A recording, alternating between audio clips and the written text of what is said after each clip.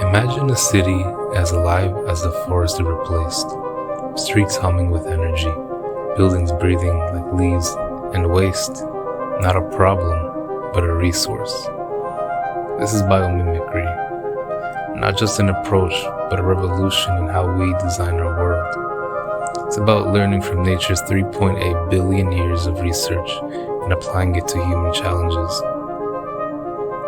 How does biomimicry benefit humans through architecture and public infrastructure in urban environments? This is the question driving my exploration.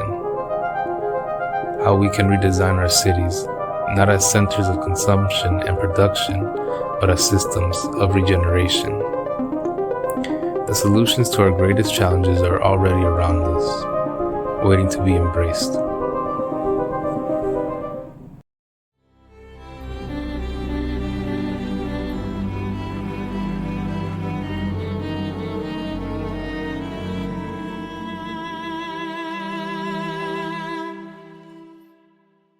The way nature works is that you have habitats, you have ecosystems, and you have a series of organisms that live within that. And in the way I think about the way nature functions, is it's all about flows, resource flow, material flow, energy flow.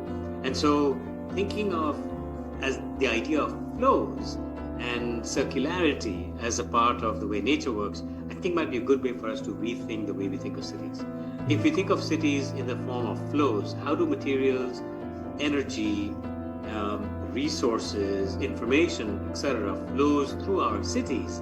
We can start thinking more in terms of circular ways and more sustainable ways, and that might be sort of one way by which we transform our thinking from a very production and consumption, a very transactional way of looking at cities to a more circular way of looking at cities. Take Kalundborg, Denmark, for example. It's a city built like an ecosystem. Here, waste from one company becomes raw material for another. Steam from a power station heats homes. Cooling water supports fish farms. This concept of industrial symbiosis mirrors nature's efficiency and reduces waste to nearly zero. Nature doesn't just sustain, it regenerates.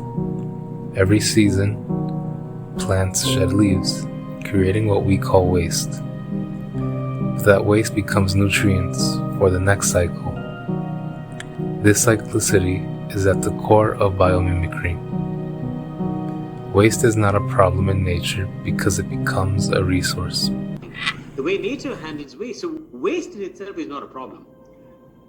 Plants create waste every season, but that waste actually becomes raw material for something else. So again, that notion of cyclicity or circularity is what's important. So if we start thinking of how can we think of not a linear cycle, but a repetitive cycle or a regenerative cycle, something that is made once can break down and become nutrients for something else. Biomimicry isn't just practical, it's innovative. Consider leaves. Their veins distribute nutrients with perfect efficiency, inspiring new approaches to urban planning.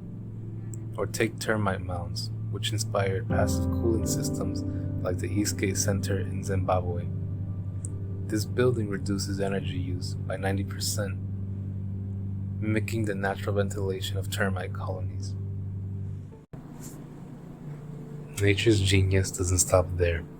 The Eden Project in Cornwall, England uses geodesic domes inspired by natural forms to create a sustainable microclimate. Its lightweight yet strong structure minimizes material use while maximizing efficiency. The ideal is that cities give back more than they take. Ecosystems provide essential services like carbon sequestration, water filtration, and nutrient cycling. Imagine buildings that mimic these functions, skyscrapers that clean the air, urban landscapes that filter water. This isn't just possible, it's necessary. But it starts with us. As WRIT explains, biomimicry requires a shift in mindset. Education is key, and so is curiosity. Read look around you, spend time in nature, ask your professors for guidance in this space. So by students demanding it, by students spending out time out in nature, by students being more focused, we already know this, students are more focused on sustainability now than they ever were. Students these days care a lot more about environment and society than students did when I was a student. And so there already is a shift, but keep demanding things, keep reading, keep spending more time in nature, and demand of your professors that they bring this information to you.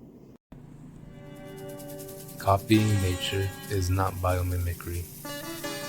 It's about learning from it. It's a merger of sustainability and innovation. Dean Bharadkar reminds us that nature isn't just a resource. It's a mentor and a measure, creating a bridge to a world waiting to awaken. The answers to our greatest challenges are already here, woven into the fabric of life itself. The question is, are we ready to listen?